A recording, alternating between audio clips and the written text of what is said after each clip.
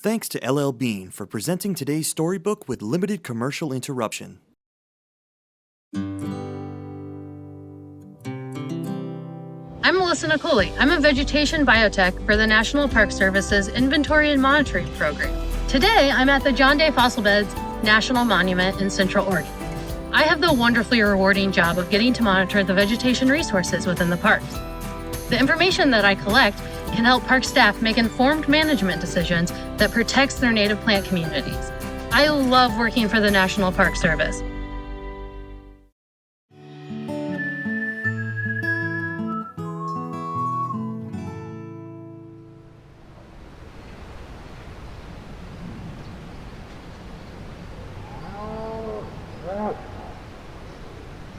I love that people like our cheese. Really, it's pretty simple. When I'm at the farmer's market, I've had pretty loyal customers for 8 years now, and I love it. I love that people are excited about it. I love that we're on menus at awesome restaurants in the area, and I love that our cheese is literally all over the state now. Like, our cheese can be found on Monhegan Island. We can share what we do here with the greater community.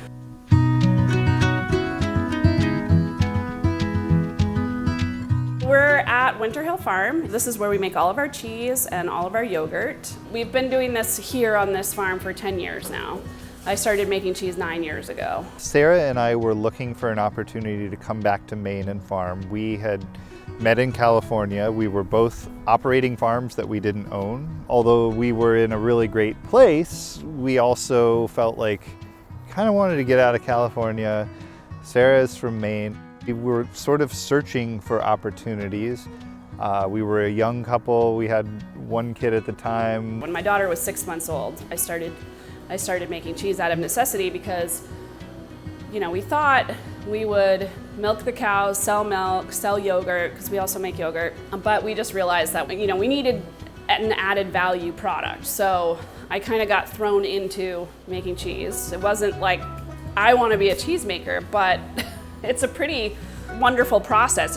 It's really cool. There's a lot of science involved. There's a lot of art involved. And I feel like it's sort of intuitive for me.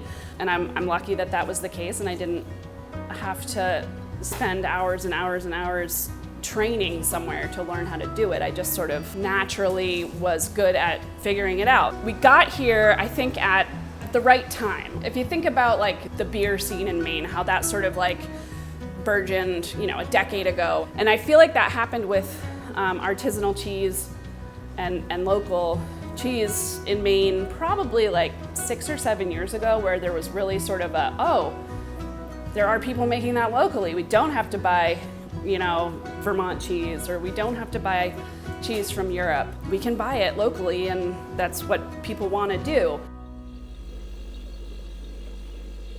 On a regular basis, we make 8 different kinds of cheese. So this is a fresh batch of Collinsbrook. So this is a raw milk cheese. It's a much easier process to make cheese with raw milk than having to pasteurize it before turning it into cheese. It's a very gentle heating up to about 80 degrees before we add the cultures, and then add the rennet and cut it up and put it into molds like these.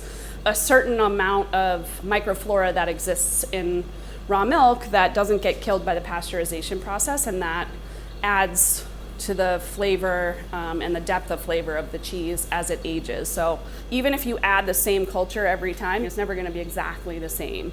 And that has to do with the microflora that's there, but also what the cows are eating that time of year, like, if they're on pasture or not.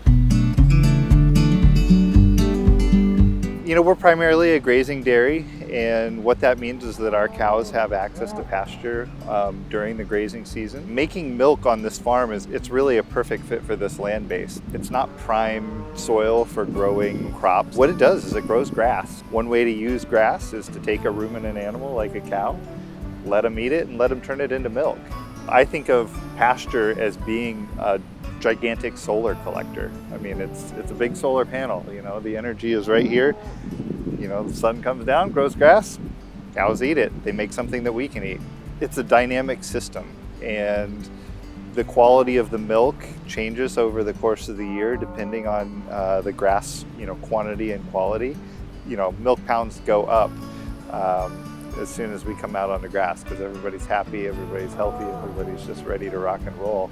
So this is Collinsbrook. This is a cheese that is heated slightly to help pull more of the moisture out of it as I make it. So I'm stirring the curd and I'm also heating it up. I've already finished the make. I've put all the cut and stirred curd into these molds.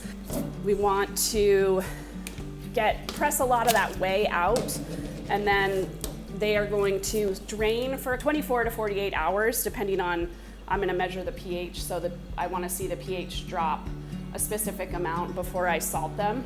And then I will salt them, and then they go down into the aging space. This is where we age all of our raw milk cheeses. And it's interesting to me how different the rinds can look. Like, I have no idea. Like, I've not seen a dark one like this before, and it's only on this one batch. But like I said, they're natural rind cheeses. They just, anything will grow on them. You know, there are hundreds, maybe thousands of species of fungus that will grow on the surface of your molds. There's pretty much none that are harmful. So we want to see a lot of the molds. We don't want to see any signs of bacteria in here. This is the finished product of the cheese that I made earlier today. So after the cheese, you know, after the curd gets pressed and it gets salted, it goes down the aging room. So it's going to be nice and yellow from the beta carotene on the pasture.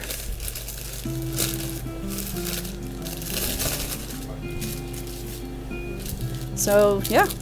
In Maine and everywhere, there is this big turnover of farmland from an older generation. I mean, a lot of our farmers are aging out, getting towards retirement age. I mean, I work with several other farmers in the area, you know, farmers that we buy feed from, farmers that we work with on our, you know, our animal processing, et cetera. And so, you know, we see a lot of that generational turnover right now. And in some of those cases, you know, they have, you know, younger family members that are going to take over. And in some of those cases, that's not there necessarily. And there's a finite amount of farmland in Maine. And it's really important, in my opinion, to keep it in agriculture. I mean, if you turn farmland into development, you're not going to get it back. And then, you know, the only place we're going to be able to get food if we convert our farmland is from further and further away, which is sort of the unfortunate reality that our food economy and world live in.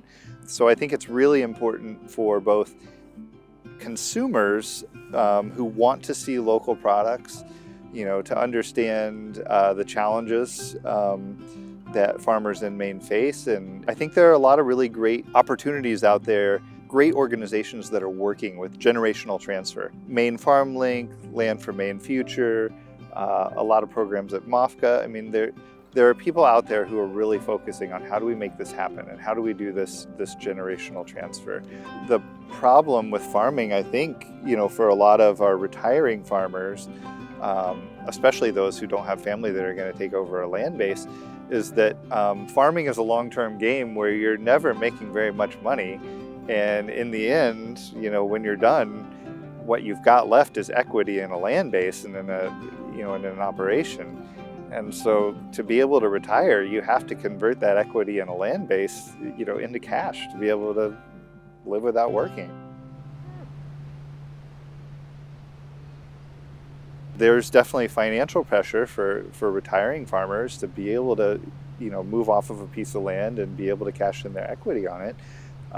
And we've got to be able to figure out a way to connect the younger generation of farmers who are ready to take this thing on. You know, people are excited. I mean, I think it's been revolutionary over the last 15 to 20 years. Young farmers who I think have come from a lot of different backgrounds and places, not necessarily, you know, people that grew up on farms and are, you know, taking over their own family's operations, but people who've come into it from, you know, all walks of life because they recognize the importance, they recognize it's a lifestyle that they think that, you know, will fit for them. And there are a lot of organizations that are working really hard, and I just think it's important for everybody who is interested in good food, in local food, you know, to be willing to try to be a part of that solution. And I think one of the most important things is just to support your local farmers and to support the organizations that are supporting them. Before COVID happened, mainly our outlets were restaurants. So a lot of restaurants were closed. So we lost a lot of those accounts. We really had to kind of shift and try to figure out what to do. So we ended up working with a lot of other farms to offer cheese as an add-on to their vegetable shares. So I think we worked with 7 different farms. Restaurants sort of came back online. So we got bombarded this year because we were still doing the shares with the farms, and a lot of farm stands that popped up we started working with. The season was very, very aggressive, I would say, and we just have not had enough help. We just weren't able to do everything that we needed to do this summer and keep up with the demand.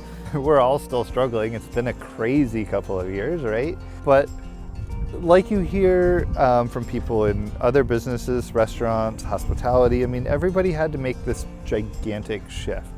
And when you make a big shift, you know, you learn things real quick.